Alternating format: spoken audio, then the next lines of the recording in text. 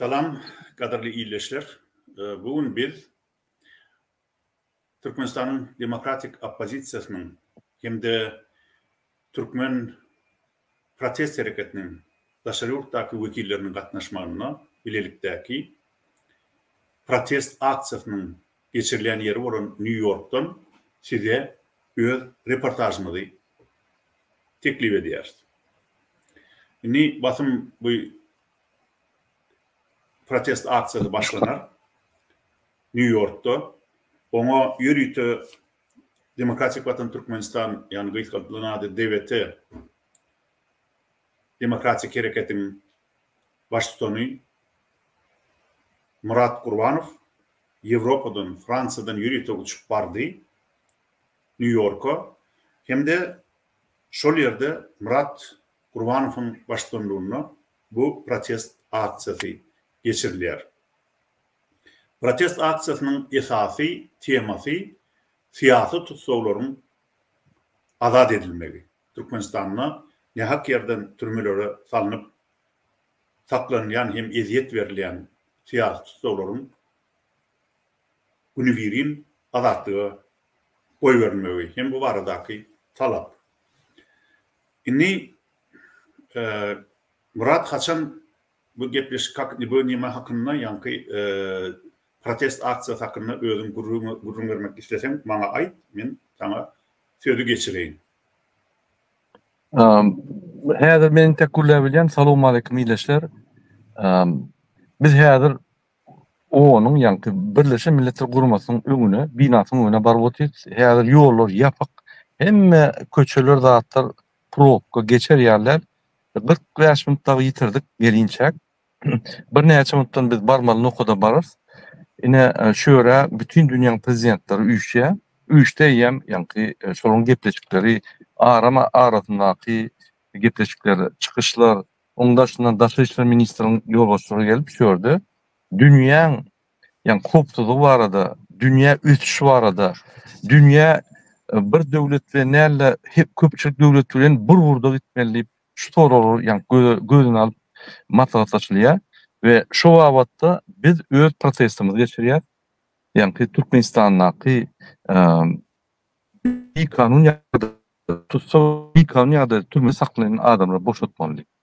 Ine 79-njy sessiýa her ýyl sentýabryň 20-sinden başlaýar, oktýabryň 5-ine çeldi diýär. Şol aralykda ýöne diňe 2-3 günlük prezidentler gelip gidýär. Ine şol güne bagyşlap biz ýani şu protestimizi geçirýär. Sebäbi köp döwletleriň prezidentleri gelýär-de şu prezidentler gelen soň ýygyna jurnalistler gelýär, ýygyna ýani MİDiň başlyklary gelýär, diplomatik korpuslar gelýär. Bir topar siýasy neşriýatlar, mysal üçin Respublikak partiýaň, Demokratik partiýaň politika jurnallary ýa-da ýene şuňa meňdeş neşriýatlar gelip şöyle informasiýany bütün dünýäde dargalýar. Ine şonuň üçin bize Türkmen höküminde bir kanunçylyk edýän Türkmen höküminde basışlar gerek. Şu basışlarym ine şu ýaly publiçny ýanky adamyň üýşen ýerlerine görkezilip basışlar ýanky bir kanunçylyk tasdiklanyp basışlar başlaýar. Şonuň üçin şöyle geldik. Ahir soragy. Murat, inni sag bolşy bir giriş hökmünde iýleşlerimizi, bizim dinleýijilerimizi tanış edenim üçin şu protest aksiyasının esas teması bilen. Şurada aýtmaly zat häzir New York'ta Birleşen Milletler Guramasynyň baş assambleýasynyň 79-njy sessiýasy dowam edýär. Indi şo 79-njy sessiýa diýmek, şoň döredilen günden bäri 79-njy gedek şol şähere geçirilýär. Bu taýda geçirilýän şähere o Türkmenistan'daky ýaly bir oýnutgy Atalowluň eýlek-beýlek siňekkä alyp aşgaat bilen kadaň arasynda gatnamasy ýa bolmasa adamlara azar berip okuwçylary okutman, studentleri okutman olary ýoluň gyrasynda düzüp adamlaryny azar berip ýörmesi alberdatlar. Bu taýda bütün adamlarda degişli meseleler maslahatlaşylýar, geňeşilýär hem-de her ýurdun prezidenti, premier ministri, türlü ýurtlarda döwletiň işini devletin işine başçılık eden adamlar ya ol prezident respublikası bolýa ya bolmasa egerde prezident respublikası bolsa prezident baş tutan bolsa ol gelýär, egerde premier minister dolandyrýan bolsa prezidentin diňe ýani prezentasyon ýani wekilçilik etmek funksiyasy bar bolsa onu devleti dolandıryan premier minister bolsa premier ministerler barya gatnaşmaga hem çıkış etmege. Eger haýsydyr bir ýurt kararlılık bolsa, padşahlyk bolsa, Arap ýurtlary ýaly onu şol ýurdun köpülenç karaly bar çıkış edýär, padşahy karaly. Şwetsiýada mysal şunu aýdaly bizde ýurdy stats minister dolandırýar. Yani premier ministre Türkmenistan nimede yani Şwetsiýada stats minister diýilýär. Yani döwlet ministri. Şo döwlet ministri barıp çıkış edýär şolar ýaly görnükli forumlarda. Inni men bir näçe günden bäri şol forumda ýani Birleşen Milletler Guramasynyň 79-njy Baş Assambleýasynyň 79-njy sessiýasynda çıkış edýän dürli ýurtlaryň başçylarynyň çıkışlaryny dinledim. Şolun käbir hakkında size kıysaça gurrun göreyim. Häzir näme esasy şol çıkışlarda üns berilýände elbetde birinji ýerde her kimin öz ýurdunyň meseleleri. Haýsy ýurt nähili meseleler bilen ýüzbe-ýüz bolýar. Ne Afrika ýurtlary, şol sany Latin Amerika ýurtlarynyň käbiri öz ýurtlaryny tebii yani klimat ütköşlüklerinin, ütkömelerinin uly mesele öwrülenini öz çıkışlarına belirlediler, aýtdylar, gurrun berdiler. Şoňa garşy nähili işler alyp barýarlar. Onuň olar öňde barjy ýurtlardan esasan şol klimatyň bozulmagyna has uly täsir edýän Hytaý, Amerika, onuň Hindistan, ýa bolmasa Germaniýa, Fransiýa ýaly ösen industrial ýurtlardan nähili kömeklere garaşýanlyklaryny aýtdylar. Şonu men ýadymda galan bir zat bu meselede Guatemala prezidenti şeýle diýdi, döwlet ýolbaşçysy. Bir kiçijik ýurt Guatemala, inni häzir bir demokratik ösüş ýoluna düşdük. Ençime 10 ýyllyklaryň dowamynda Guatemala bulaşyk ýagdaýda ýaşady. Diktatorlar oturdy ýurdun başyna, halkyň mätäçliklerini, halkyň çekýän jebri jepasyna kän üns berilmedi. Emma inni ençime ýyldan bäri Guatemala dogry ýola düşdi, demokratik özgörüşler barýar. Hem de bir ösen industrial ýurtlardan ýürüte bir zady aýratyn talap edýär, haýyş edýär. Şol klimatyň bozulmagyna esasan täsir edýän Hytaý ýaly, Amerikanyň Birleşen Ştatlary ýaly, Angliýa, Germaniýa, Fransiýa ýaly ulokan döwletler jebrini çekmeli bolýan kiçi döwletler. Şoň üçin biziň şu meselede tebigatdaky oňoýsuz ütgemelerin barýan wagtyna bize kömek berin. Biziň halklarymyzyň çekýän jebrini azaltmak üçin siziň maddi bollugyňyz gerek diýip şol meseleni öňe sürdi. Şol wagtyň özünde de ýanky belleşme ýaly dünýäde halkara arenasynda ýa-da uly üns çekýän zat olam Ukrainada barýan uruş, Orsiýadyň Ukraina üstüne çolmagy sebäpli 2020-nji ýylyň 24-nji fevralyna başlanan uruş. Gaty köp üns berilýär şoňa. Ýöne ondan beter has köp üns berilýän ýene bir uruş bar. Uruş ojagy bar, şol konflikt ojagy. Olam Israil, Palestina arasynda hastaky Israil hem de Gaza halkynyň arasynda barýan aýrylgyç uruş. Ol uruşa doğrusu uruş diýsen hem bolýar, ýa-da bir tarapyň zor salmagy hem edýän gyrgynçylygy diýsen hem bolýar. Sebäbi Gadallaryň eline ne uçor wa kırıcı ne uçorlar wa ne bombalayıcı tamolyotlar var ýanky uçorlar. Ne bir agyr artilleriýa var. Umuman yara urundan Gada halkynyň eline hiç tat ýok diýsem hem boljak. Olaryň ýolbaşçylyk diýip ençe ýyllardan bäri Gaza halkynyň başyna musallat bolup oturan terroristik gurama bolan Hamas, Hamas'dan ähli elindäki ýaraglary olar diňe ýeriň aşagynyň köwüp şol ýeriň aşagyny galyp goňşy ýurtlardan bildirmän geçirmeli bolýarlar Gaza. Beýdibem näme sen olar ýar edip ýeriň aşagynyň bir yaradaşaptyn İsrail ýaly diýişine sen yaralanan ýurdun garşysyna durup biljek gumanyň barmy? İsrail'a ähli Ýewropa ýurtlary, aýratynam Amerika, Iran köp ýarag berýär. Iran köp pul berýär. Şoň üçin İsrail häzir Gazany weýran etdi. Men şu ikinji jahan uruşundan soň henide çenni hiç bir ýurtda, dünýäniň hiç bir künjünde şu Gaza ýaly weýran edilen ýurdu görmedim. İsrail giýje ünni şoňa üstüne iň agyr bombalary ýagdyrýar.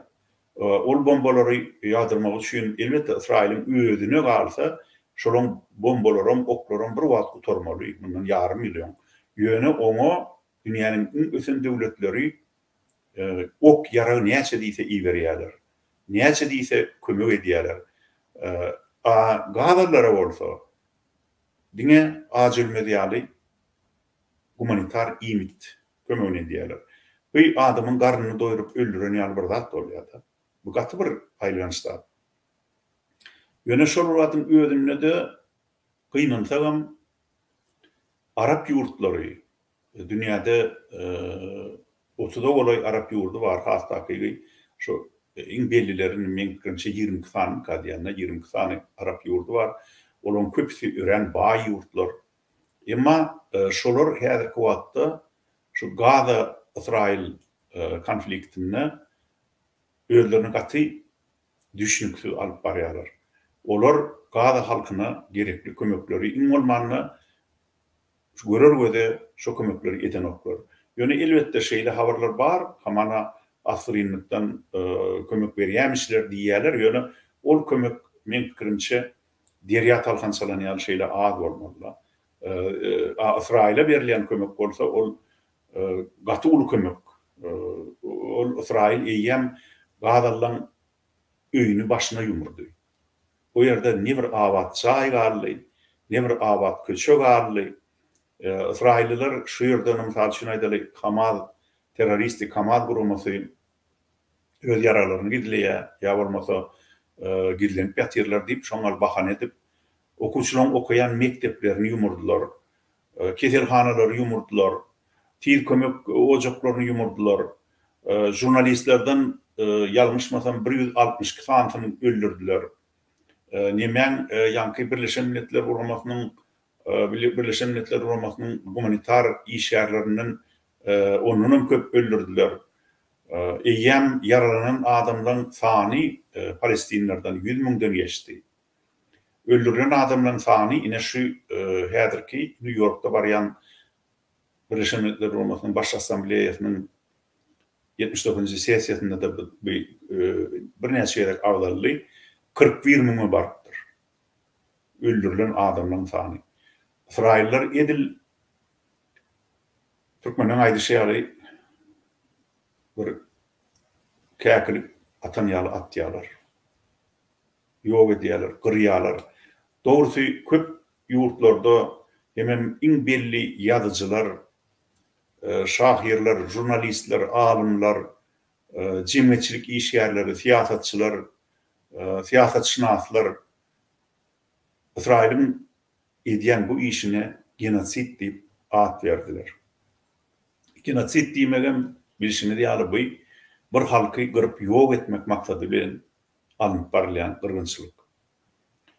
Şoň üçin men bugun şu protest hereketine gatnaşan illeşlerimizin adından hem Erkin Türkmenistan TV radyosynyň adından hem yazıcı ve jurnalist hükümüne öz adından etçe kayışım, Türkmenler bu meselede adalatın tarafında durmalı.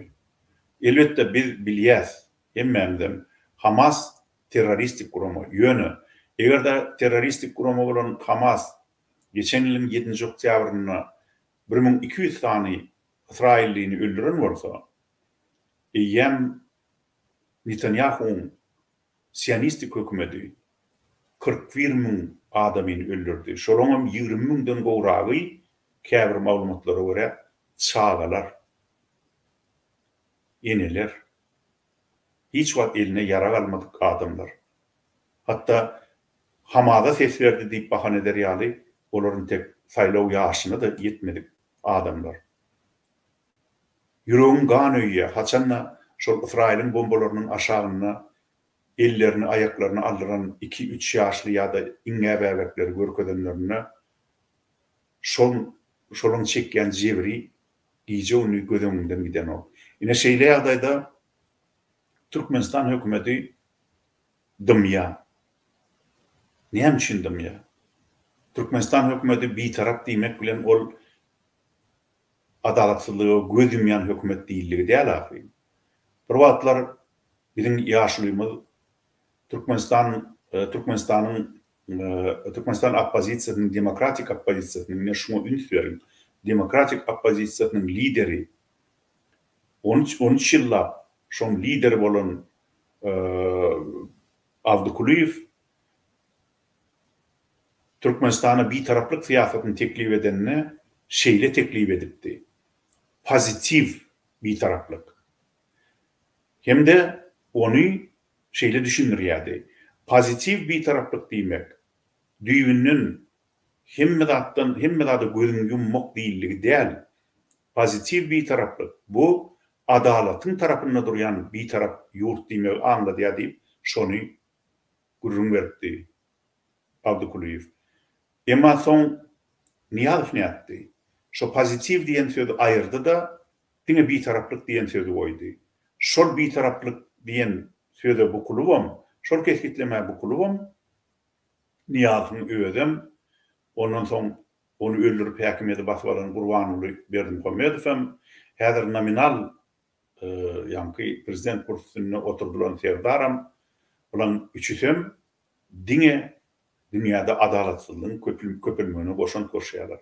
Bular hiç bir ýerde, hiç wagt adalatyň tarapyny tutan ýerleri ýok. Hatta iň bärkisi türkü döwletler goşulşyp, gelin bilelikde türkü halklaň, türkü dilli halklaň hak hukukyny goralyň, öz graždanlarymyzyň hak hukukyny goralyň diýip Ankara'da İstanbul'da ýa bolmasa Almatada, Bişkekde, Daşkentde ýynananlaryna şoňa barmaga gorkýarlar. Öňni ýazpam baran okdy şoňa gaçalyk edip geldi, biz bir tarap diýip bahan edip inne atalowlum şeýdi. Gorkunç toşançyklar ýaly. Şo türkü halklaň özara birleşmek prosesine de gatnaşmaga gorkup, şondaşynda köwüjekleşip aýlanyp ýörler. Onuň Gadadaky barýan şeýle ganly uruşda da gynansalam Türkmen hökümeti hiç bir ýerde öz sesini çykaran. Beýle de bir zat bu. Palestin halkynyň adalatly uruş alyp barýanyny bilmeýän bolsa, Gurbanoğlu Berdimuhammedow ýa-da Serdar Berdimuhammedow, onu olar bu dünýäde näme bilýärler? Sebebi Palestinaň öz başyna döwlet durmagy hakynyň bardygy hakyndaky rezolýusiýa 1948-nji ýylda Birleşen Milletler Guramasy tarapyndan kabul edilen rezolýusiýa. Emma şoňa İsrail häzirki günçe ýol bermän gelýär. Gaza halkyny gettoda ýaşadýar. Getto diýmek bir daşy çäklendirilen edil konslager bir zat. Gazalyň hiç bir zada haky ýok. Daşarky dünýä bilen öz başda gatnaşmaga da haky ýok. Sewda etmäge de haky ýok. Derman satyn almaga da haky ýok. Hemme zadyny çaý içimçe bilen ölçäp derman içilen ýaly İsrail hökümeti şäklendirip özü kontrol edip geçirýär. Elektrik hem şolaň elinde. Saglyk pudo hem şolaň elinde. Onuň şeýle ýagdaýda 70 ýyl ýaşadylan Palestin halky ençeme gedek gowgulaň tutuldy. Bu intifada diýilýär, ýadyňyzda bolsa, şu intifada gowgulaňlary boldy. Yasir Arafatyň döwründe de. Ondan soňam inni bu gedegem ine şol halis çıdaman gaza halkı özünü çektirilen jewre edilen hükümet çıdaman misal üçin eder şoň başynda oturan Gromo akılsızlık bilen şeýle hereket edenine, teröristik hereket edenine eger İsrail doğru baka verir. Proporsional derecede ulanan bolsa onu Afet para maňa bir 5 minut söz berseňiz men bir ýagdaýlar düşünýän ýürüýte onu köçüp ine şo ýerde polisler bar geçip bolanyp şoň üçin başga köçäňizler barýar şo ýerde ýetip bolsa protestimiz dowam eder. Edil 5 minutdan bir efire çykar. Şoň üçin aktyr taparasy efir alyp bar berim. Böyle. Indi yani bir wagtda ikimizden görüldük. Şoň üçin aýplaşmaň kadarly ýylyşlar. Sebebi Murat köçede bolan soň ol ödijen diýýärde ýöne studiýadan aýdylýan zady eşden o. Nanny 5 minut şemeti ýene wagtymyz bar. Men ýanky diýänim Garaz Türkmenistan öz bitaraplyk diýen sözüne bokulyp bitaraplygy diňe adalatsyzlygy gollamak üçin peýdalanmalylar. Öz halkynyň hakyny ýeme üçin peýdalanmalylar. Türkmenistanyň baýlyklaryny talap daşary ýurtlarda gizlemek üçin peýdalanmalylar. Gurbanuly bilen Serdar bir zady birlik öýmeli. Ahir soňy hükman Türkmen hasap sorar sizden. Şol gün onuň siz ýylda Talip Abbas diýen bloger bar. Olam reportaj alyp barýar şeýlerde. Nezip bolsa olam çykşy diýär. Bizem barýar, hemmemiz barýar. Şoň üçin bäde açyk probkalar köp, ýaman köp wagt ýetdi ýolda. Nezip bolsa delegasiýada görýärmi? Delegasiýada bizimden okadym. Şular maýlanyp, ýani köçeler ýap. Adam köp. Hemme diplomatik gulluklar.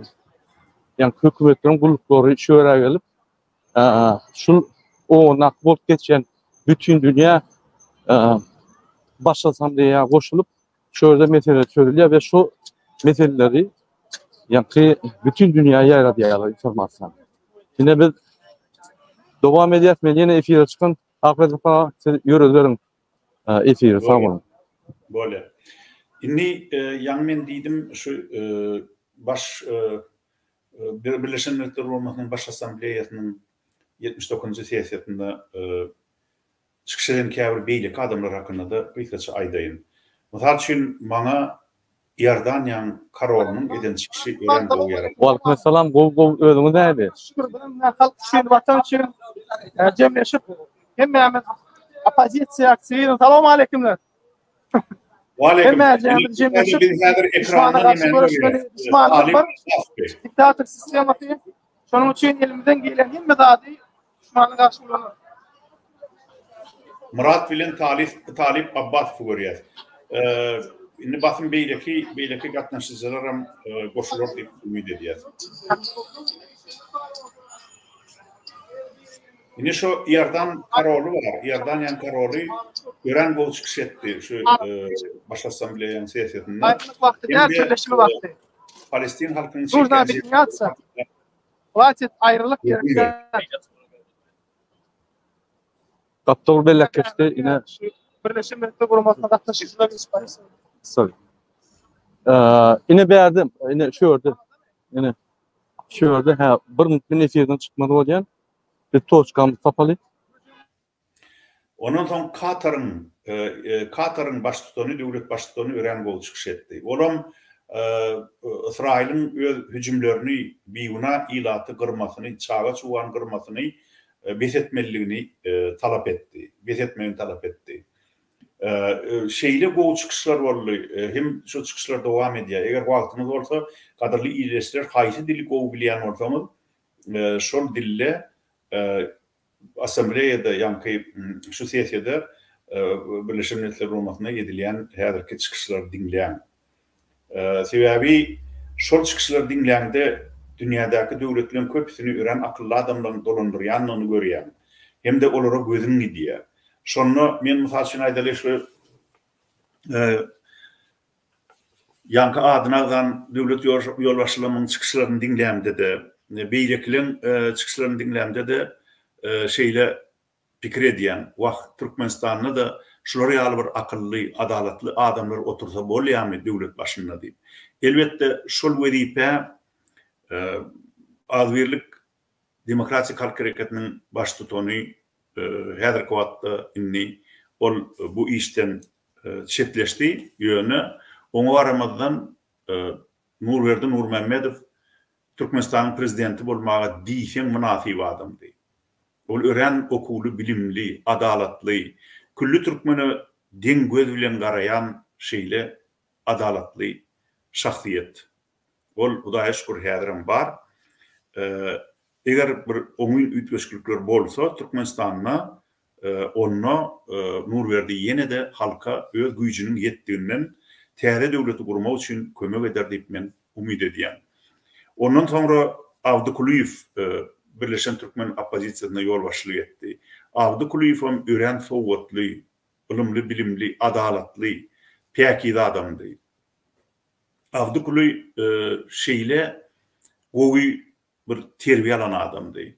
Ol hem alim, hem dilçi, edebiýatçy. Ol 25 ýyl töweregi odolky eslerin diplomatik sistemasyna işleyen adam. Ençeme ýurtlarda, aýratynam Arap ýurtlaryna, SSR-in ilçixanalaryna iň ýokary wezipelerde işleyen adam. Döwlet işini gaty gowy bilen adam.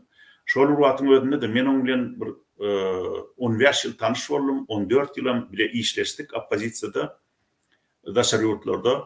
Şoň üçin onu gaty gowy tanadym men. Ol ören arasy adamdy. Ýekece hiç wagt Awdukuliýew adam bir adamyň bir teňnesini özüne geçirecek adam değerli. Bir teňnesini eýlek-beýlek geçirecek adam değerli. Şeýle arasy adamdy. Şeýle prinsipial derejedäki arasy adamdy. Käbir ýoknasy adamlar oňa ölenden soň her hili töhmetler atýarlar. Ol döwlet işini bilen okdy diýip gördüler. Ol oňa 2 milyon dollar berdim diýip ýatan haýsy. Emma bu zatlar yalan adamlar. Şolaryň hiç birine inanaýma. Olar tananok awdagany töhmet atsak şol ýokary diýe. Awdukuliýewiň atan töhmetlerini ýokmaz. Ol gaty arasy adamdy. Şol prinsipial arasylygyny saklawam. Iň soňky demleçeni göreşip Türkmen üçin, Türkmenistan üçin şeýdip dünýeden ötdi. Biz onu öz watyna Oslo şäherine uly hormat bilen jaýladyk. Bu günden men oňa şeýle gowy 13 ýyllap Türkmen opozisiýasyna, Birleşen Türkmen opozisiýasyna aýratynam ýene bir gerek belleýän demokratik Türkmen opozisiýasyna baş tutanlyk eden üçin oňa ýene-de Allah'ın garaşyk etmegini o dünýäde de hemem jaýynyň jennetde bolmagyny dileýän. Inni bir elbetde öten adamlara hormat goýmaly, öz diri görüşçilerimizde de hormat goýmaly. Hemen sizden etçek haýyşymyz gadyrly illeşler. Häzirki wagtda ýeti görüş barýanlygyny protest hereketinde demokratik opozisiýany gollamagy unutmaň. Sebebi nomenklaturaçylar başarsalar demokratik opozisiýa ziyan etjekler. Halk üçin öňden görüşip ýören adamlaryň adyny garalajaklar, ziyan berjekler. Halk bilen demokratik opozisiýanyň arasyny bozajaklar. Emma muňa ýol bermek bolmaz. Sebebi Türkmenistanyň geljegini düzeltjek diňe demokratik opozisiýadyr. Sebebi nomenklaturaçylar diýseler siz bir gowgatdyr. Öýtmäň nomenklaturaçy diýmek öňkü döwletde wezipe, ýokary wezipelerde oturan hem owrulukda tutulup, kezaplykda tutulup, türmäge düşüp, soň gaçyk gaýdyp özlerine bu taýda opozisiýoner diýip at beren kezzaplar olur. Şoň üçin şol zady gaty bir ýatda saklan. Murat onu sen ýene-de inni guruma goşuljakmy? Murat? Ýok, Murat häzirlikçe eşdenok, ýöne öz suraty görünýär New Yorkda. siz diňe häzirki şoň suratyny görüp Ine hormatly vatandaşlar 47-2'den biz ona taraf variant yürüte yerler var. Şöyle biz geçmemek bolmaýar. Yaman adam köp, diplomatlar, miting edýänler, protest edýänler hemme var. İnşallah edil biz barmaly yerine barıp şo ýerde protestim dowam edersin.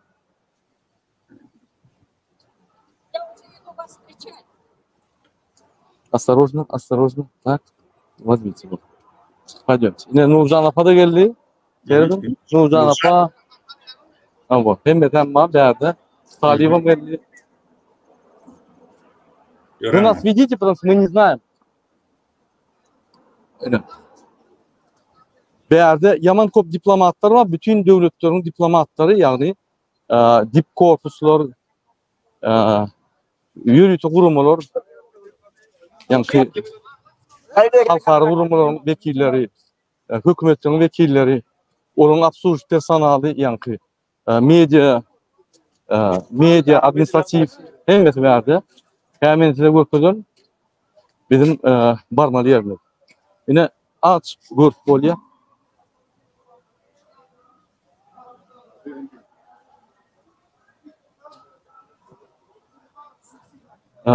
Yaman mihman köp bolansa yürütüp berkilen yerler var. Protest etmek için şu orada protestler geçiyor. Häzir bize bir 5 minut berseniz.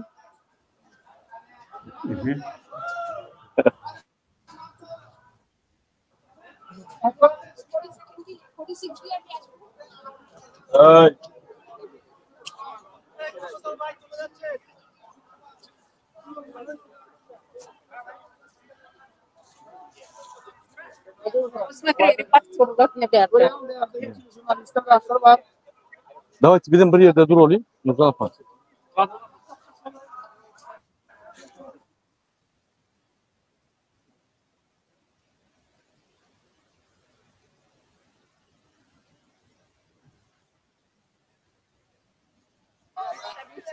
Окей.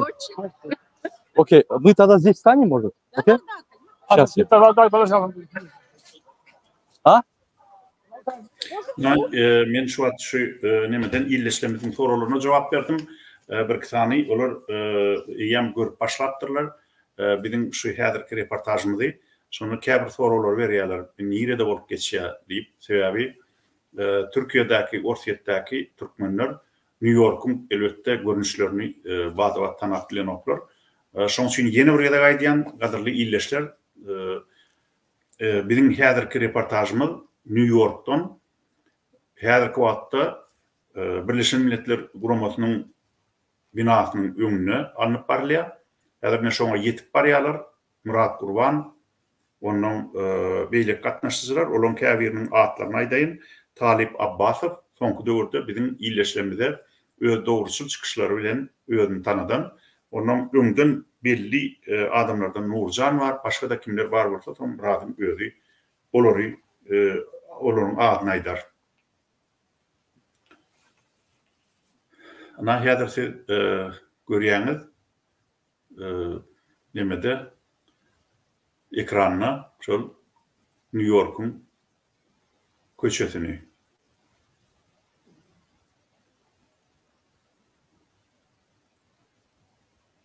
Eger de kimde-kim New York'da bolsa elbette işlese goloy ortamda bolsa baryp bu protest Apa, ine men Nurcan Apa söz berýän. Nurcan Apa soralar etdiňiz berip bilýärsiňiz. Salam. Nurcan, salam vatandaşlar. Akrep Sapar, salam. Biz bugün 27 sentyabrda miting geçirdik diye söz vermiştik. Demek onun Milletler binasının önü Utay'da atsepilin Utay'ken göğveren oklar yine Utay'da bir spesial atvizyonlu mesle есть. Halk bakın hem yer adamlar geliptirler öz nägilerini görkezýärler seredin.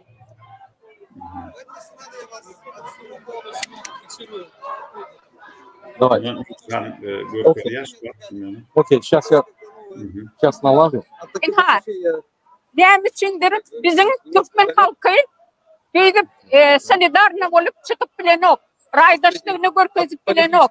Yani onların götürmeklikleri Gökman bizim öz adatlığımız için, azat sözlememiz için bizim gidip sinyali arzu bir olup çıkmamız Gökman.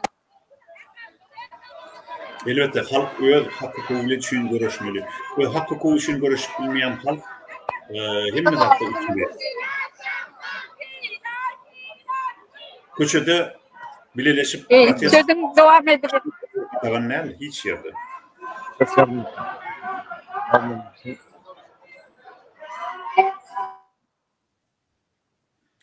Murat Oraya. İnni şu ayda yankı iki tane dünyada her baryan ören hukuklu konflikt olacakları olan Ukrayna hem de Palestina var da yine de kavratları aytmakçı. Elbette başta da ayttım.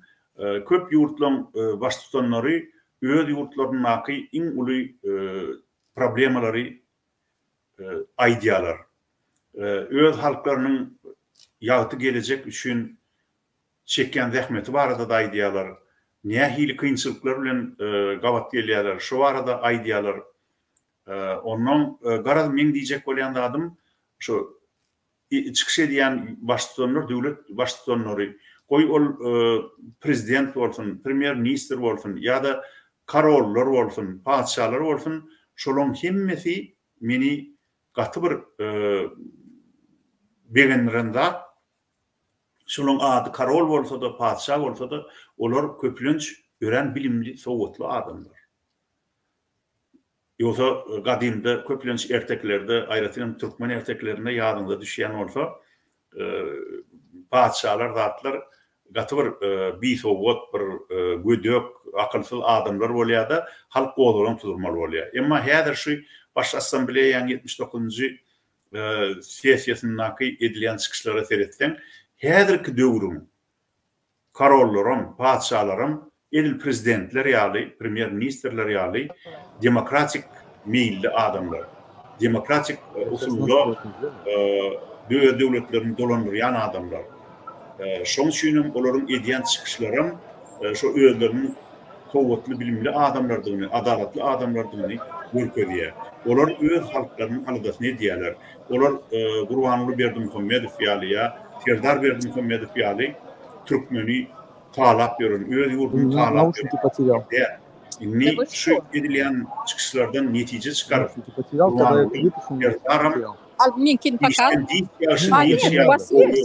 Нет, это вот сюда вот такое. У тебя наушников нет случайно? А вот такой пойдет? Нет, у вас этот iPhone. Murat bilen Uğurcan'ın şu çıkışı tarihini koruyan Kuat'ın filmine yani. Окей, мы будем по-другому делать. Как только что делали, ничего страшного. Benim telefonum var. Ben nauşnik bitirdim. Biz hazır kontakta girdik onu biz gürleyet yönetici eşitemiz o. Şunun için ilk vermeyen şey diyelim. Biz gürleyette ben sizin adınızı aydarım. O zaman siz devam ediyorum. Var ya mı? Biz onunla şu ördeki bol geçen dağıtları düşündürelim. Yine sevdim. Hormatlı vatandaşlar. Yani ben kandıran şeyitten uğrak olan kan. Voilà. Yine hormatlı vatandaşlar ülkelerin şu yerde bir topar devletlerin protesti geçiyor. Ülkelerin. Yine şu yerde Aziz. Da. Afganistan kadı yani. İran geçiyor. Yine o yerde Xitay geçiyor. Xitay'ın Uygurları, Xitay'ın yankı halkları yine ne protest geçiyor. Ülkelerin. Bolmasa olarda Kurban ulyal situasyon yok, şuraya protesto geçiyor. Yine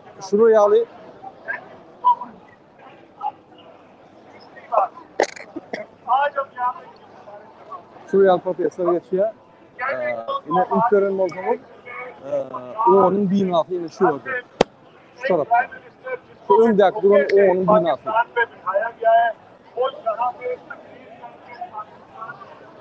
Yollar yapıp yürüyüp berkilen yer protestler için çok için bir men size общий картина alıp koydum. Yeni bir protestimize başlayalım. Нужно apa? Нашу картину возьмем мы.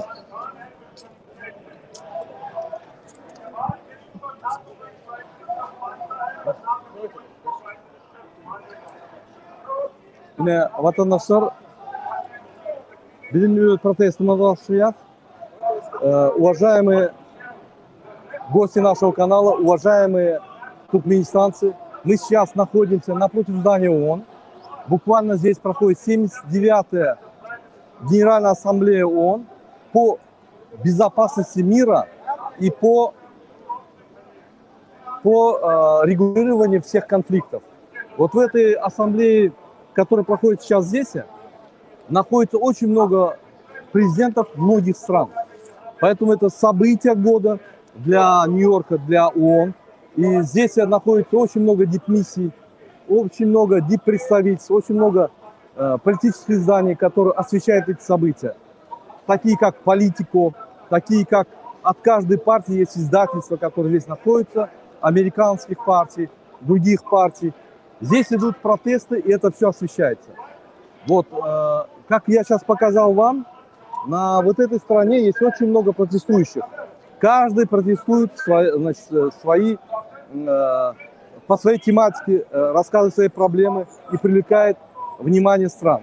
Здесь ходят между ними журналисты и тоже снимают.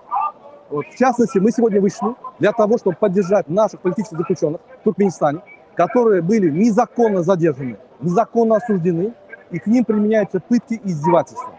Вот я хочу показать Мансура Менгелова, который на протяжении более 10 лет в тюрьме занимается правозащитной деятельностью. Он борется. Его избили вначале, посадили незаконно. В тюрьме он начал защищать права людей, над которыми издеваются. Его и в изолятор сажали, его и как бы избивали там, несмотря на это. Он занимается правозащитой в тюрьме. Сейчас он находится в медицинском учреждении, по-моему. Да, больница. Больница находится, потому что у него нога гниет первая, и вторая начинает гнить нога. Независимо от этого. В тюремной больнице. В тюремной больнице. Ему предлагают, значит, независимо от этого он борется. Ему режим диктаторский предлагает выступить с заявлением, с очерчением оппозиционных сил, оппозиции, с восхвалением Аркадара, вот этого незабываемого в Туркменистане общепрезираемого человека, для того, чтобы показать всему миру и показать туркменскому народу, что оппозиция сломлена. Несмотря на это, он до конца стоит и говорит: я незаконно осужден, я не признаю свою вину, я буду стоять до конца. Это герой Туркменистана. Поверьте, каждый день он совершает героический поступок. И мы сюда вышли специально, чтобы всему миру показать, у нас есть такие герои. Туркменский народ не сломлен, мы до конца пойдем. Гурбангулы Бердумхамедов на последнем народном собрании, который состоялся 2 дня назад, плакал, умолял не разрушать страну, не разрушать его политическую, демагогическую, диктаторскую систему, просил народ. Если вы помните, 4 года назад он играл на гитаре, танцевал, ездил, с собаками ходил, с кошками ходил, статуи ставил собакам, кошкам, дворцы строил, коням, кошкам, собакам, а сегодня он плачет. Это говорит о том, что мы подошли к финалу. Я хотел бы рассказать еще о Фархаде Мейманкулиеве. Фархад Мейманкулиев также исчез в Турции. О его местонахождении никто не знает. К нам поступают разные данные. Сейчас мы ждем подтверждения от туркменских властей, от спецдокладчика. У нас есть точные сведения, где он находится. Его тоже похитили из Турции. Это турецко-туркменская спецоперация. Они наплевали на законы. Эрдоган наплевал на законы. Наплевал на международные конвенции, которые он подписал. Его слово ничего не значит в мире. Он довел страну до того, что в 10 раз валюта поднялась. Он довел страну до того, что уже никто не верит Эрдогану. Поэтому я обращаюсь к турецкому народу. Вам тоже надо бороться. Вам надо прекратить давать право такому, как Эрдоган, нарушать международные нормы и законы. Поэтому мы должны отметить, что Эрдоган соучастник вот этих всех событий с похищением активистов, с отправлением их на родину на верную гибель. Дядябай Джумасапаров, Фархат Мейманкулиев, Рушан Клычев, Азат Исаков и другие, Максат Байрамов, Мялик Берды, Аламрадов и другие были отправлены. Это имена тех, кого мы знаем. Есть имена, которых мы даже не знаем. Их отправили, молча их там арестовали, их посадили, с ними занимаются. Мы даже не знаем. Это Джумасапар Дядябаев. Он находится сейчас в узбекских застенках за то, что он ничего не говорил Узбекистану, а поддерживал туркменский народ. Также я хочу показать Это не надо, это девочка. Мердана Мухаммедова, который недавно был задержан и немедленно отправлен в Туркменистан для того, чтобы над ним там издевались. Мы в курсе, как его избивали. Его повесили головой вниз. В одно место привязали баклажку с водой, чтобы он разговорчивый был. Заставили ему признаться во всем. Заставили взять данные у него. И тем самым они пытками осуществляют давление на оппозицию. Сейчас он осужден в Туркменистане. Также похищен режимом Бердымухамедова. Про эту девушку вы расскажете? Ну, не надо. Окей.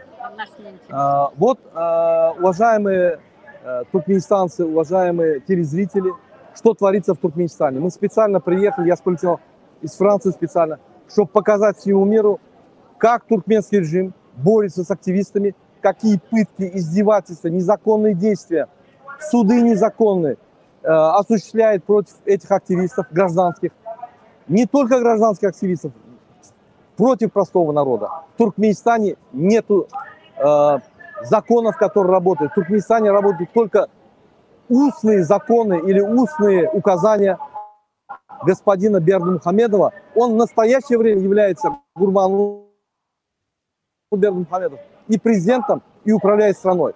Он свою страну превратил в маленькое земельное хозяйство. Что хочет и делает. Все люди, все подчиненные, которые работают в правительстве, заточены только на его власть. Используют и пропагандируют только его власть, обслуживают только его власть. Я обращаюсь в нацбезопасность, я обращаюсь к полиции. У вас ни чести, ни достоинства нету. Как можно слушать уголовника, который убил предыдущего президента, который убил сына его в Европе, его слушать и издеваться над своим народом? Вы с уголовником работаете, вы уголовника защищаете и мирный, спокойный народ сажаете в тюрьму и издеваетесь над ним. Кто вы после этого? Я снова предоставляю Нуржан Апа. Это наша Нуржан Сюзер, представительница ДВТ в Нью-Йорке и в США. Эта женщина на протяжении многих лет, еще до образования ДВТ, занималась защитой прав человека, выступала на митингах, защищала политических заключенных. Сегодня она опять находится с нами здесь, и вы ее услышите. Она расскажет, почему она сюда пришла, чем она занимается. Пожалуйста, слово вам. На туркменском, на русском. На каком хотите. Так, я отсюда хочу обратиться к мировому, чтобы нас слышали. Мы на протяжении многих лет уже говорим, хотим добиваться справедливости и свободы прав человека в Туркменистане. Мы многократно об этом говорим, но почему-то наше мировое сообщество или не хочет слышать, или же или у них времени нету. Мы сейчас, как говорили, показывали про наших политических заключенных. Мы добиваемся свободы. То, что они сидят в тюрьмах, незаконно их крадут. И это минус.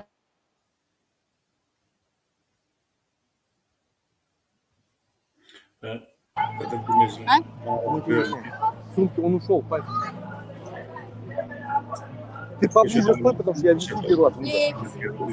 Ben bir yerden yüzlemek isteyen yine de öz Türkmen halkıma Seredin inha neçe adamlar gelipdirler özlerinin söz azatlığı için, özlerinin politik çoğunlarını gorap ya da öz halkına niyetli özgürlükler bolmalıdığını halk seredin dronokları her kim verdi seslerini çıkarıyorlar. Şunun için Türkmen halkım oturmayın, sesini de çıkarın. Eğer biz sesimizi çıkarmasak inha Türkiye'de bir yarım Gurbanur Berdimuhamedov Gümmol, Serdar Berdimuhamedov Gümmol, Türkmen halkına azatlık.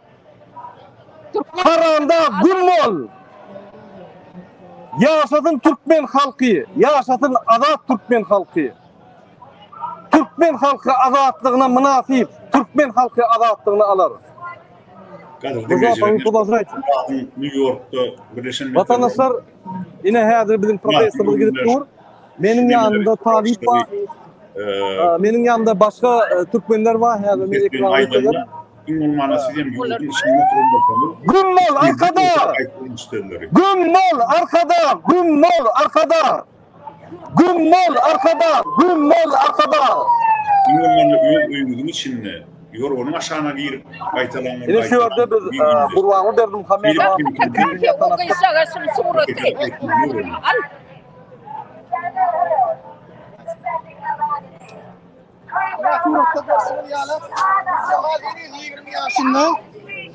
bu dünyada arzularını boykottu. Gül Cemali, Gurbanguly Berdimuhamedov garyndaşlary sebäpkar boluşyň ölümüne 5 adam bolup 5 adam bolup Olimpiya şäherçiginiň jaýyna şu gyzy iznasyol edip aşağıdaki vaktör eskere çelini aşağıdaki vaktör çelini iznasyol ettirip şu gyzy 5-nji 3-nji etaýyna okladylar. Görýän bolsaňyz gözüň aşağına sinyak var. Bu diýmek gyzy urup öldüripdirler. Başta urdular, soňra öldürdüler. Ve 1,5 yıl üstünden geçti. Yeni yüzüm. Daji Suud Meclis Presiden'den hatam berilmedi. Görüşürüz diýerler. Bulan Çarakulov telekeçi Gurbanguly Berdimuhamedowyň garyndaşy yegeni Batır bilen oňuşman soň Gülnawat Jalay var. Ýaş oğullar bilen söýüşip Gurbanguly Berdimuhamedowyň namusam yok buların, avrayım yok. Hemme bok ediyorlar, bağışlarsın olayın. Hemme dinetli ediyorlar. Bu oğlanın peyatkerçilik bolýardy biznesine bakımlı. Şunun için aktivistlerim var, yurdumuz için, halkımız için, azatlıklar için bizler sağ olsun aytmaýar. Ve şolar için, soňra için görüşürüz. Halkın azatlığı için görüşürüz. Bir de size bolluk olmaňy çağırýar. Gurbanguly Berdimuhamedowyň wagty adally, oğlunyň wagty adally. Gelin şuları simside edeli yerine. Спасибо.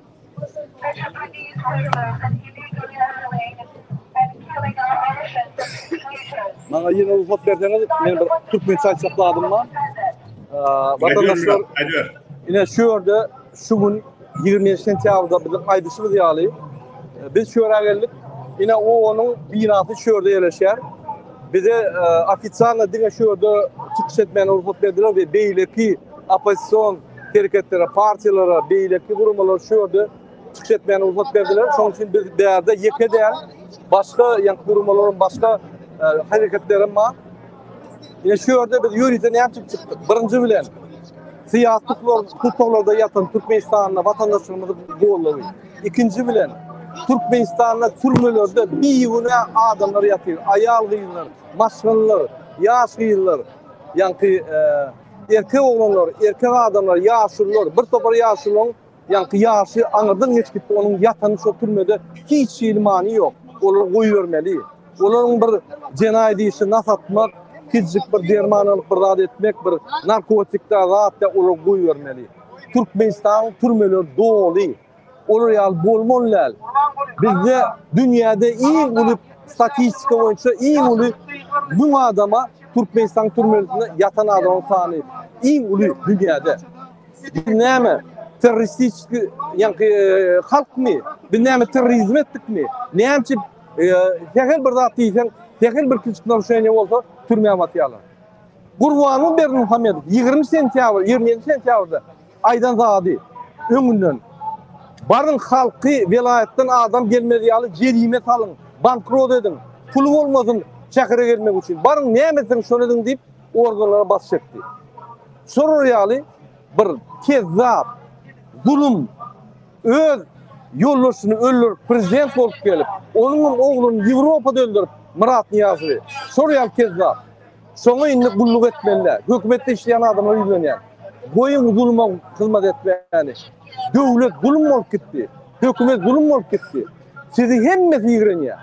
Türkmen halkının bağır sizi yigireniyor. Boyun indi. Biznesmenler, zulümün içinde işleyen korupsiyonlarla pul edip akın gediyenler. Kaçana açıl namussuz görecek. Boyun indi. Türkmen halkı şolar sezip yaşak bilye diyen adamlar. Indi aklınız çalışın dövür ütködü. Nerede çıkarttınız? Biz arkın şodatlar kazanıp bilyer. Gelin ayrılayın şu Kezzabı. Atalı oğlu. Gelin tutsak edelim. Bütün dünyada görk edelim. Amerika'da bir düzgün marakeni kaçanla bir yerine 50-60 yıl kesseler, oğlum 20 milyon öleyse, son maslığı şu türmede yatıyor. Maslığı devam ediyor türmede. Bizim şu Gurvan'ın serdarın maslığını ülkede türmede devam etmez olur. Bütün bizim halkımıza görkölmeli. Şuraya zulüm gelmeliler. Gelse de çeyrekini ötmeliler. Yine hürmetli vatandaşlar, Ahmet Apalan sözü veriyor. Başlan. Sağ olun Murat. Şimdi ben üstada sizi yanı bir yanlışmasam Talip Abbasov nimeni görköldi. Gülcemal diyen bir yaş kıyının suratını görköldi. O kıyı Bayramallı'nın geçen yıl ben hazır aylap görkölüyün, ya gidip duruyorum sesimi açıyorum. Gülcemal'ın suratını görkölüyseniz yine de bir şonu gatı kıyınanlık şol havari onun izzetinden eşitip şol gatı bir adalatsız ayılgans iş doğrudan şol kıyının ölümünü bilmedim serdarının mı, bilmedim Gurvanuluyun mu, ya da olmasa şon garnaşlarının mı ilen çalanları katnaşan bolmağa çemeli. Sebebi eğer de şol doğruluğu, şol ayılgans cinayeti yönököy adamlar eden olsaydı, onu olur bir yan ile de düşürdü, tutulurdum, suudum edilerdi, türmeye de atılırdı. Ama bir yarım yıl töre vakti işte de şol doğruluğu eden bir yaş kıydı, bilmedim 18 mi 19 yaşında kıydı bir sağa olun tek, sağa. Şonu uzun iyice 5 tane bir yokmasız bir deyyus adamlar zorlaptırlar. Ejetinin gurrun vermene göre son netice çıkıyor. Onu gönümel aydan o ejeti yönü şonu horlaptırlar, zorlaptırlar. Son dandanlar ol gıyının şol öğlerinin şol şeyle sütömedeninin bildirmeyecek olum. Sonundan onu bir yokorku etajdan birinin aşak başak oklaptırlar. Yine yani Talip Abbasov Gülcemal'ın suratını görköldi. Eğer de Türkmenistan'na İruviç demokratik devlet kurulsa, onu biz hükman şol suut işini teyden golgar. Arkayın olun adamlar. Türkmenistan'na şu diktatura devrine edilen cinayetlerin hiçbir yağıttan çıkarılmaz. Ama demokratik opozisiya devlete baranına sebepsiz hiç kime azar vermez. Hatta devlet işine işleyen adamların eğer de olur halka sütem etmedik olsalar, halka ağır cebir vermedik olsalar, onu demokratik opozisiya olara ziyan vermez. Elbette bu işleri suud prokuratura çöder, yönü bizim prinsipimiz, demokratik fikirli adamların prinsipi, olar yönököy adamlar olsun, devlet iş yerleri olsun, eğer de özlerinin doğru alıp paran olsalar, düzgüne göre işlen olsalar, ağır cinayetleri etmedik olsalar, ya da oları kimdir biri yok ortamdaki başlıkları, şol ağır cinayetleri etmeye mecbur eden olsa, onu suud, demokratik suud, prokuratura bu yargıları bölümüne tutar. Ne diyor Murat?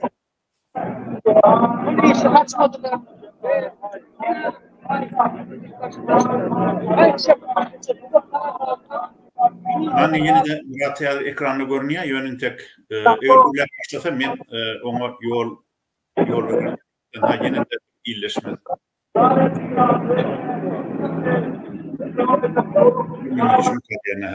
Gülcemal meselesine bir on maşgalasına gayretinem şol zar ağlayan gezetine Türkiye'de işlep veren öz yürekdöş duygudaşlığımızı bildirýäs. Hökman Gülcemal'ın gany soralar egerde demokratik opozisiýa ýurda barsa Türkmenistanyna döwlet şekilli döwlet kurulsa şeýle jinayetlaryň hemmesine täzeden garalar. Gaderli illeşler nemen yazıcı hem jurnalist ökmünü ödüm derňeýçi jurnalist ökmünü şu zatları size öňünden aýdyp biljek. Sebäbi ne hakkan yerde yatmaz diýipdir bizim ata-babalarymyz. Gülcemal'ın ne hak ökmünün gany yerde yatmaz. Şunu jinayeti eden adamlar bilip koysun. Biz Türkmenistan'ın Sud Prokuraturasyna daştaýdan ýüzlenýäs şunkun Birleşen Milletler Ulamasının Baş Assambleýasynyň tarihi 79-njy sessiýasynyň dowam edýän günlerini siz şol işi haýdan haý täzeden galdyryp günäkärlere bermeli jezasyny berin. Ýogsa özüňiz günäkär bolursyňyz. Owur şäherigi, jinayet şäherigi bolarsyňyz.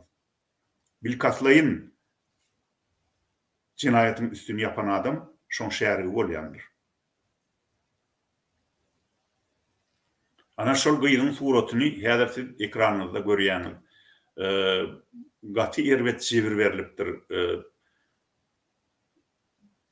Ýüregiň para bolýar şoň suratyny göreňde. Ýöne ýene de bir aýdýan Hökman Gülcemal'ın hem Gülcemal ýaly nehakdan öldürülen, sütem edilen Türkmenistanlylaryň hemmesiniň gany soralar.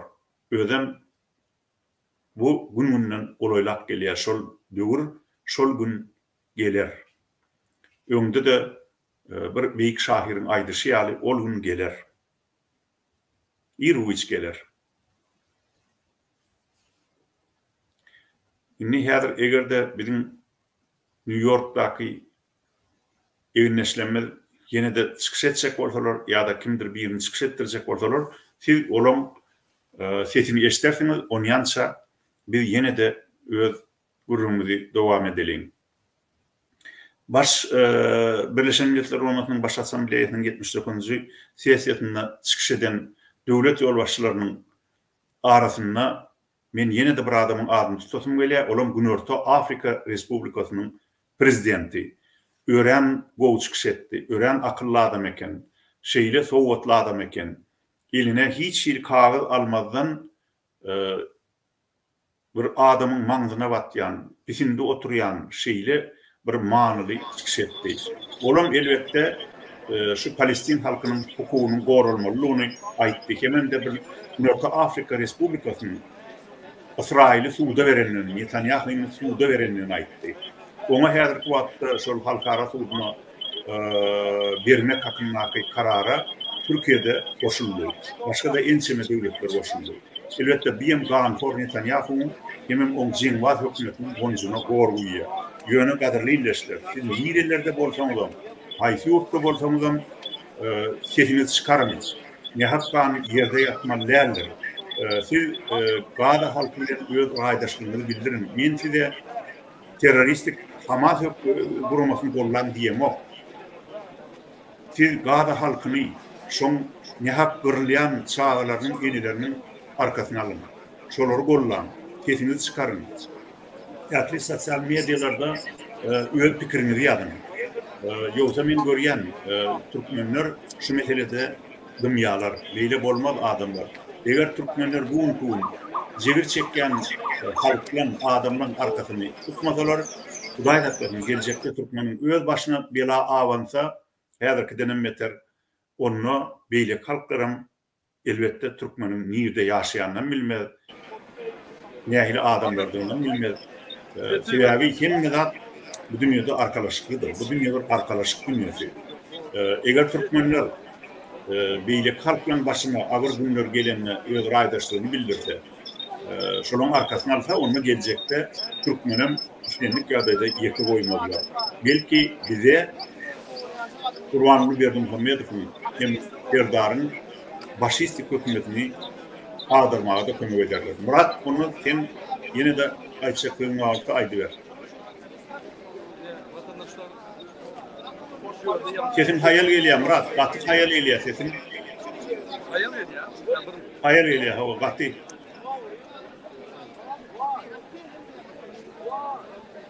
Çala çeşitliyor. Ayın üstünden geliyor yani. Ha innomat. Yine Amerika diyen, yine de Kveteliyor. Yakın gelmeliler. Sen yakın gelmesen eşitleyen ok sesin. Yok, mikrofonun gelen ok mu? Yok, çağlaca ayın üstünden geliyen yanlar. Yango o eşitlikte orada.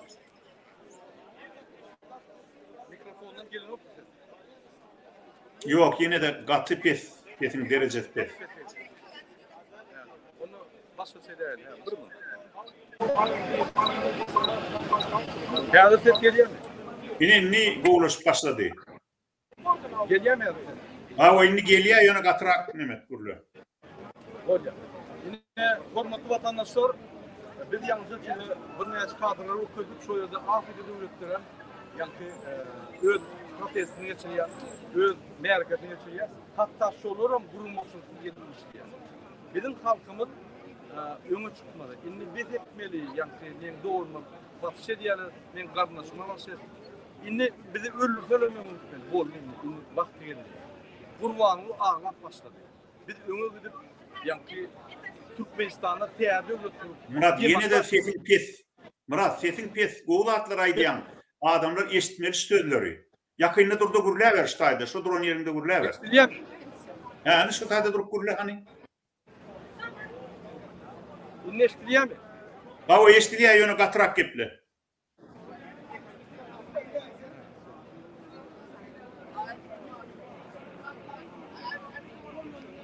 İnleştiriyor mu?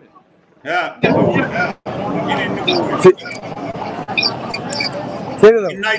Vatandaşlar, bir yalnızca size Afrika devletlerinin yani kurulmaçılıklı protes ediyenli, manifestasyon ediyenli okudukta.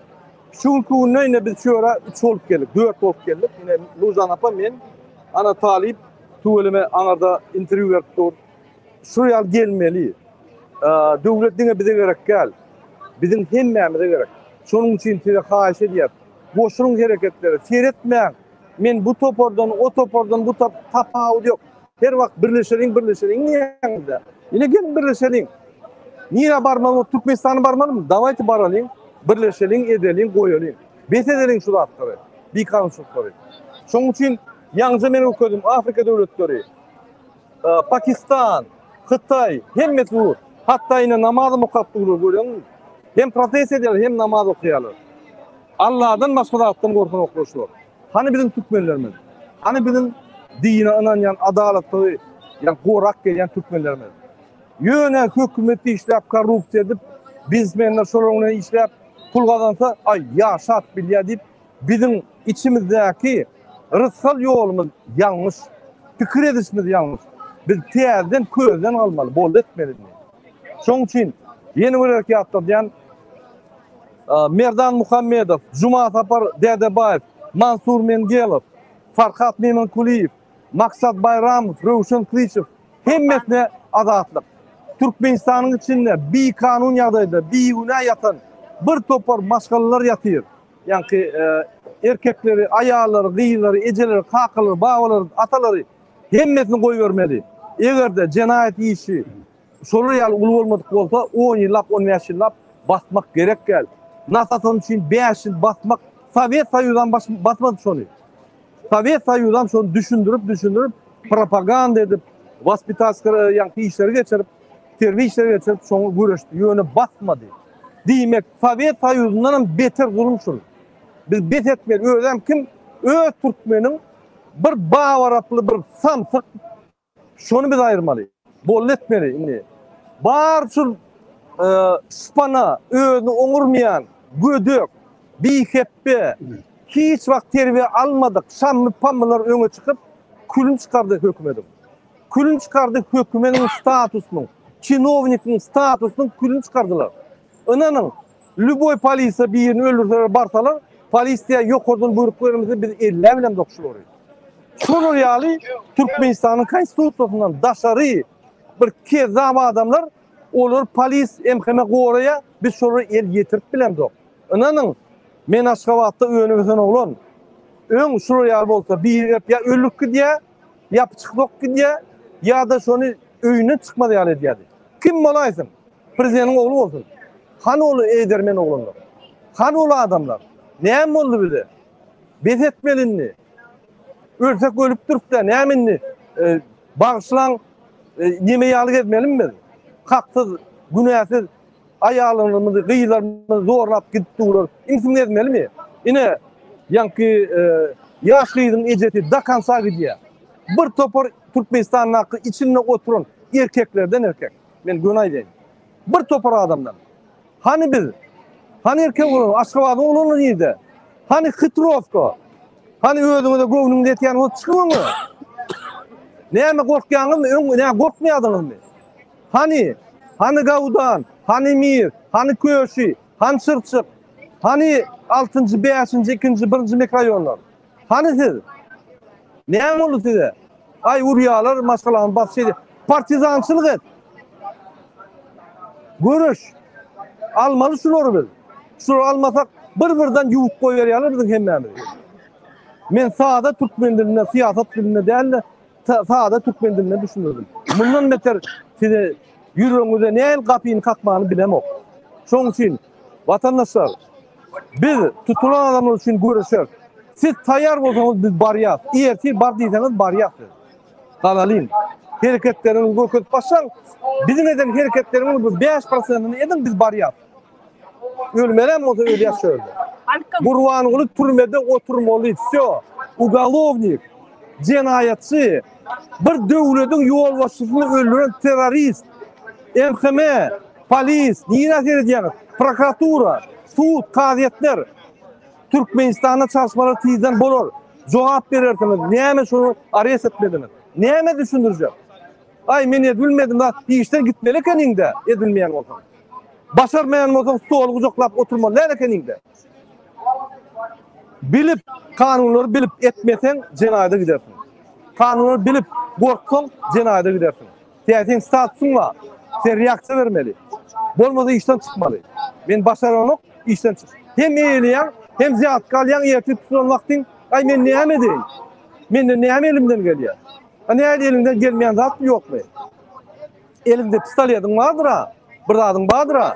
Bolmasa ol aktivistler tutup yencip o görgüller, yekölleri 5 olup 10 olup yencip gelip görmek näme gowy? Kaçap şonu etme. Yine men Aşgabatlara üzlenýän, Ahal vilayatyna üzlenýän. Köpden mersede hiç tatlyam okdum. Garaşýadym. Oğlanlar çıkar, hareket eder, eyder, beyder. Dine kim çıkıyor? Kezzaplar, banditler, bir samtıklar çıkıyor.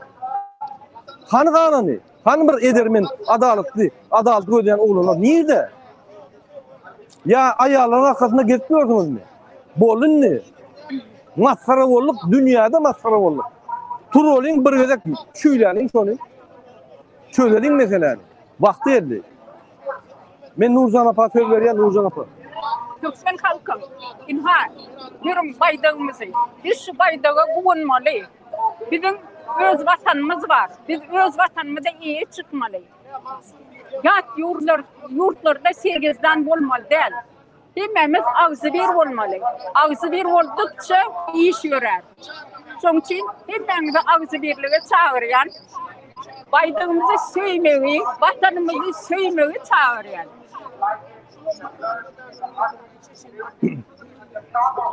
Yine bir zat hoş geçecek koyan Ahmet Zafarağa şu bizim vatandaşımız için. Haydi. Yine men Aşgabatlı oğlum. Men Fransa göç kalktım. Yine yürüyte oğlunun yanına yine şu Aşgabat'ta yaşayan adamlar üzülüyor. Ya adına tak düşürün doğrularınız, kakalarınız yaşayan vakti, Sovyetik vaktları 75, 80'ler, 90'lar. Ne el edermendiler şunu? Niye gittiler oğlum? Sizin damarlarınızda solun kanları. Şu kadar çıkmasanız eğer siz beni Hitrovka'dan, Köşü'den bundan böyle gürlenen. Ağzınızı bek sakla. Edermenin korkun gürlü. O daşından Murat Kurbanov näme gürlüyor diýmem. Şu daşından risk alıp bolýan bolsa biz Allah. İçine de taýar ýürmeli. Hani bir tijenin açık bir giriyor. Şeydelin, betedelin, men size go'unuňy zerip derecek bolbaýdam. Açık bir irkinin bolundy. Gymyrlamaly, almaly kim olur? İki sany özüň urt bilmeýän, bir gurlä bilmeýän sapyklar. Döwlet derecede meseleleri çözüp bilmeýän, şora barmaly adamlar. Adam öldürüp, niyaz öldürüp gelen adamlar. Näçe biz bunları hormat koyat? Näçe biz elimiz şart arkada şökrap. Zulüm diýmeli, zulüm ten. Yüzüne aýtmaly. O ýaşlular otyr o ýerde. Ýa-ni arkada şökrap gapdaryna oturmak maskara. Oğul verek gelneje. Gurbanyň aýaly. Ýanyna durmak maskara. Şulardan her vilayetde bir 5-6 maşgalaty bar. Her vilayetde munisipalny sady öwürdi. Şöýde çağlar etmiyor. Baran yerine çağlar bilen surata düşýär. Hökümet derecede. Milli lider, o kimin lideri? Aýdyp bilen zokmu şoňa? Bese dowunyten. Türkmen halky seni hemmesi ýigrenýär. Öýde gelme. Bar ýok bol şöýden diýip biz sizi gollar. Söz sizden Ahmet Sapara. Ni sağ ol Murat, şu janyp aýdýan sözleň üçin ýöneştaýda yeni bir nemeni ýatlatmaly mukadiýanlar. Ne ýani men gurulma berdim. Bir minut Ahmet Sapara şöýde reportörler bizden interview aljak bolýar. Türkmenistan ýagdaýlary boýunça bir hada interview berip siz gepleşe geçilerin bizni tek dowam edip bolýarmy? Bolýar. Ini ştaýda men aýtjak bolýan dadym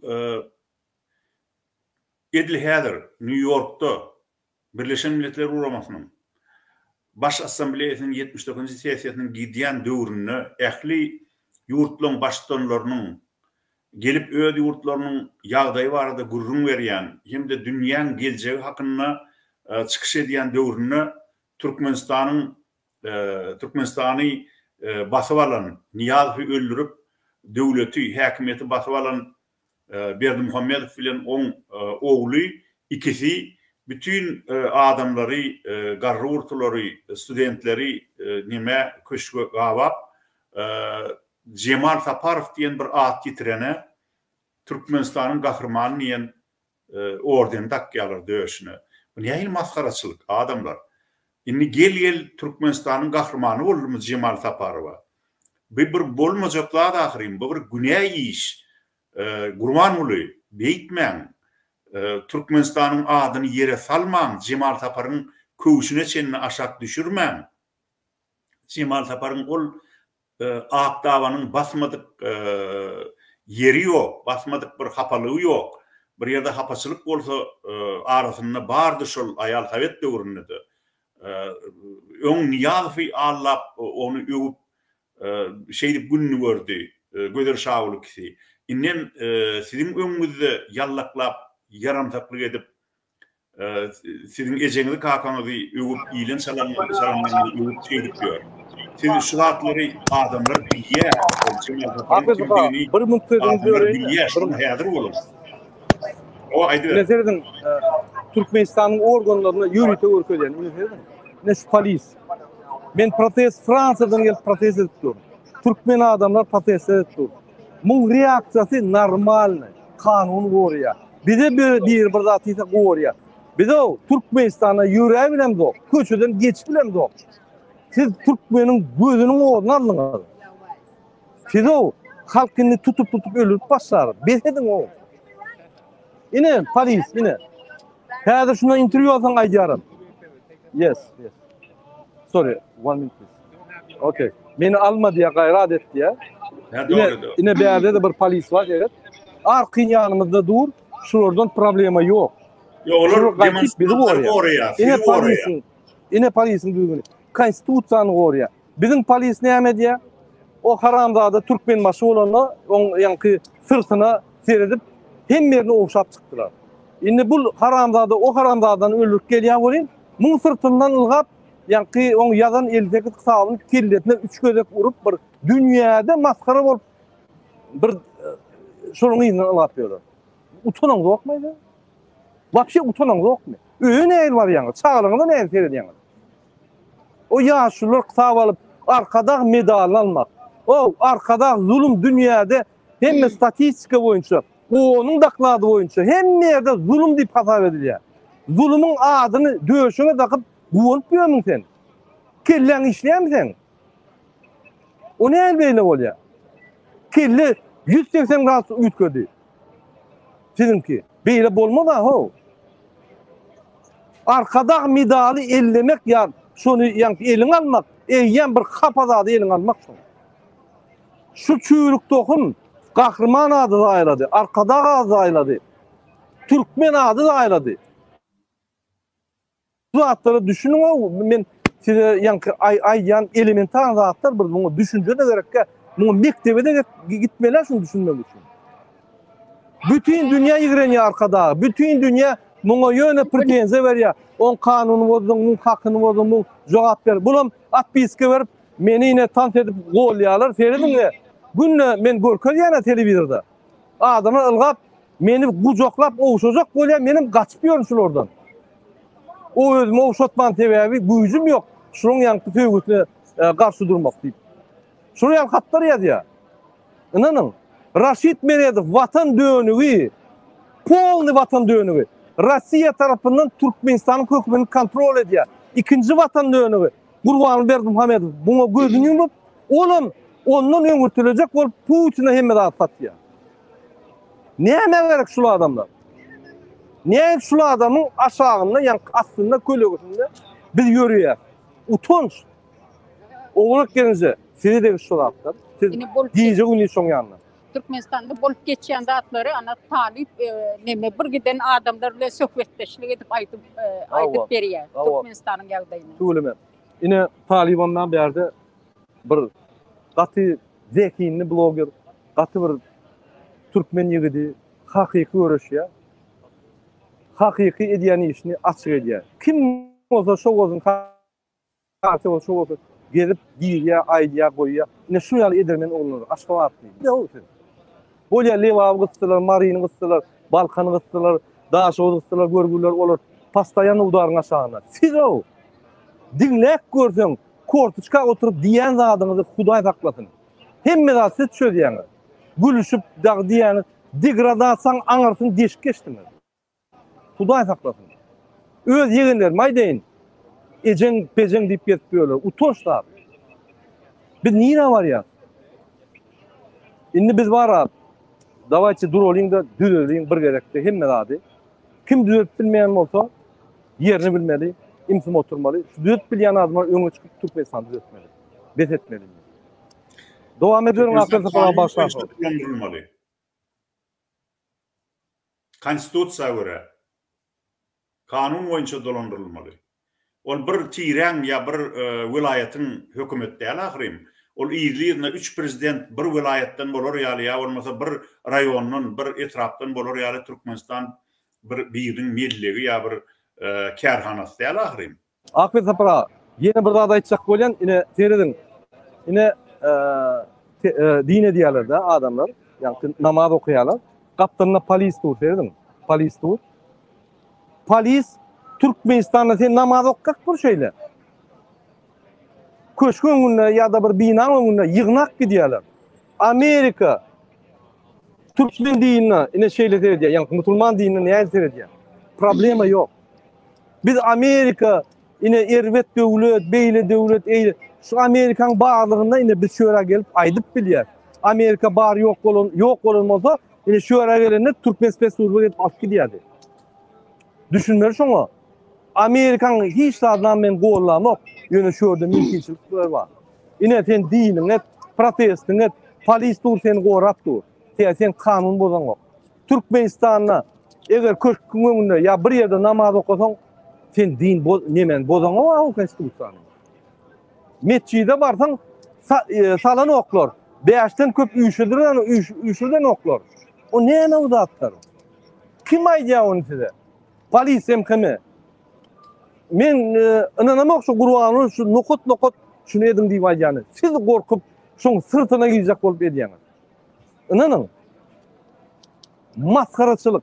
Men diňe Gurban'ı idiot mı diýsem, siz idiotdan kim zadyňyz özüňiz diýip soraýar. Dostunuz kim bolsa özüňiz soraýar bolýar. Şoň üçin indi düzelýin. Bolundy. Şu bir ýan geçdikmi ýa aýtmak ýok. Öňe ödelin. Siz hem düzelin. Siz halky ellemeseňiz, inanın halk kalya. Ona kelýän, buna kelýän Avezovdagy hemen orunmasary bizi dasyýanyz var. Sizi çüýe döktürmedi. İnanın siz. Näçe aktivistin, näçe halkyň işini ordunuz. Çüýe döktürdi. Zakonna basyp, soňuna çel amnisiýa düşmeli ýaly eder. Sebebi bar kösep, gynap, öldüren adamlara jogap bermedi. Ine hormatly vatandaşlar, kim taýýar çykmana bolsa kommentariýadan men taýýar ýa plus goýun. Biz sanaly göreldi. Näçe adam taýýar? Haýsy ýagdaýda bir Türkmenistana bar bilýär? Ýazyn kommentariýada kyn görmän. Paylaşyň şu videony. Hemeleştin siyasi bir kanun ýagdaýda tutsak edilenlere azatlyk, bir kanun ýagdaýda tutsak edilenler bir nas üçin, bir kiçikler üçin onun meşil oturan oğlanları azatda goýulmaly. Onun 5-6 çağları var. Oğlanlardan oğlanlar. Günäler olur ýaly, 10 ýyllap, 15 ýyllap türmede oturýaly. Şolary da azatlyk. Sağ olun. Onu näme? Gadyrly dinleyijiler, mehriban ýyleşler, siz häzir bugün New York'ta Birleşen Milletler Guramasynyň binasynyň baş binasynyň öňünde geçirilen aksiýa, ýani protest aksiýasyna hem-de Türkmenistanyň siyasi tutsaglarynyň gorawyna geçirilen aksiýa tomuşa etdiňiz. Onu men pikirimçe häzir biz şunuň bilen jemler mukadip çak ediyen. Murat onu näme? Jemlemeli minni gepleşigi? Jemlerli sebebi bir yerde vakti var, buturma vakti var. Biz şondan geçmeliler. Doğru. Yine häzir ine aydymlar ederler, ýa-ni oturup bular nahar paylaşanlar adamlar. Yine ben ýalňa görkezdim Afrikan döwletleri organizowany. Bir bollap 70 000dan gowrak türkmen we Amerika. Näme bir gün işini taşadan $100 gidip durdy.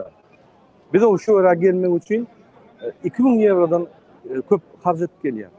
Gep pullo däl. Bir açyk tiýjeninde bir çözeldi bu mesele. Öýe baraly. Normal en atamyz göreli, oturaly, çağıran arasyndan. Öýe çağırmady, görkezler olur. Besde aýry. Talip bir mümkin. Ine trakçy, giýiz bunu işleýär. Trağı Türk tulsa video yapıyor. Türkmen halkına motivasiya veriyor. Go'lya. Bir topor maglumatları veriyor. Bir topor adamlar bilen Türkmenistan'ı işliyor. Näme? Ne şu näme tapawudy var? Inanın. Diňe ýaş tapawudymyz var. A sizin bilen näme tapawudy var? Hiç tapawud. Bolma tiýjeniň indi. Bolledeni şu zatlary. Çözelim meseleni. Aýçaklar bolsa. Halkymyz üçin birleşmeli. Aktivizm aktivizm elbetde değil. Aktivizm dünyada bolup geçen zatlara biz razliçni garamayan adam bolýar. Bizim öz yurdumuzdaky watanymyzy eğerde gowlugyny isleýän bolsak, watanymyz üçin görüşmeli. Näme etmeli bolsak etmeli. Ýüzümizdaky nesiller üçin bir zatlar goýmaly. Ýoksa bizden son goýjak zalymyň diktatura, awtoritarny rejim. Başka zat ýokdur. Benim goşdum bolar mı? Bu ulunjyň vatan söýgüsi var. Halkyna olan söýgüsi var. Vicdany var. Mertligi var. Gelin sidem goşulun. Sağ olun. Yine hormatly vatandaşlar, yeni bir zat belli geçecek bolýan. Şu ýaly edermen oğlanlarymyz var. Men siyasata goşuljak gel. Men ýa-ni oň goşuljak gel. Şu puluny ýerinden ılgap ýörür. Şu pulu öýgözüm ılgap ýörür. Bak millioner bolmansam $100 berdim adam başyna şöyle gelenlere. Gelirdiler, inanın. Pulum yok da bolmasa bererdim. Yine şu zatlar goýulmaly, biz pul üçin edem yok. Pul bilen çağırmaly. Men her wagt aýan, pul çykýan bolsam goýun çykma, maskara edersiň biz diýip aýan her ýere. Wagty geldi oýulmagy. Yine hatta Afrikanlar öz azatlygyna görüşýär. Giýje günleri Gurbanguly berdim Muhammed, Serdar berdim Muhammed. Polisler, şammylar, pammylar giýje günleri öz azatlygyna, ýa-ni halkdan garaşsyk azatlygyna görüşüp garaşsygyny saklap gelýär. Biz bir adım eden o, ýokardan gaçjaklar ýok. Sen biznes etmeseň, sen giýje günleri işlemeseň, öýüňde öz-özüne çörek dören o, et dören o. Bu düşünün, şu zatları alıp berkelinde saklamasan gidirýäsber. Ine şammy pammylar çykýarda, dyýdyňy doğrulýar. Aýalyny bar ýagyndan vurup aýalyny alýar. Bir zat nimesinden yanına kıyanki tarpeda sen urya. Niye de var şu zatlar? Yok şu zatlar. Kariyede var mı şu zatlar? Yok. Ne hemşip Türkmenistan'da var? Hani edermen onu? Ne hem tutup bolonu bu ikisini? Ya ne hem? Onun yankı milyonlarca şamı var mı? Halkın sanı milyonlarca. Bir şamını orulmazak, onun qarağınımızı şuraya alayım, qarağımızı aksın. Adamlar size motivasiya vermek için yönete geldik ve bizim aktivistlerimiz, bizim vatandaşlarımız türmede kıyınçılık görüp, vurup durun vatandaşlarımızı bolumana geldik. Bütün dünya maglumatlarına şu maglumatları yaygalar, yetip olsun. Şundan neyme, efiri oturayım, Talip, gel, Nurcan apa gelin. Biz cemliyet, yine 3 olup, çıkış ettik, şöyle zapis ettik. Sizin temmeninde birinci köp sağ olsun ayıya, Digliyanın için, yamul kahraman yöne hareketler gerek. Şoň için akılda bırak, köpten ayaklarını efir atparan için, şuraya halkında düşündürýän için, yöne vakti geldi, yıllap görüşmeler, bir gerek düzetmeli. 33 yıllap zulüm olup, bollu edeli o şunu. Koy olsun edeli. Bunu birbirini öldürüp tükünmeye. Bir yeri ölse beylik peyda olay ya. Biz özümüz yerine koymasak olmuyor şunu. Ona ne mi? Şununla ne firma koruyor? Hem de sağ olun. Hoş sağ olun. İkağıl benim aydayın. İkağıl benim aydayın. Neme Talip senem dur. İnhan seyret. Murat Talip hem neme. Nurcan. Köp sağ olun. Yine Türkmen halkının adının şuun kıyalı tarihi ünlü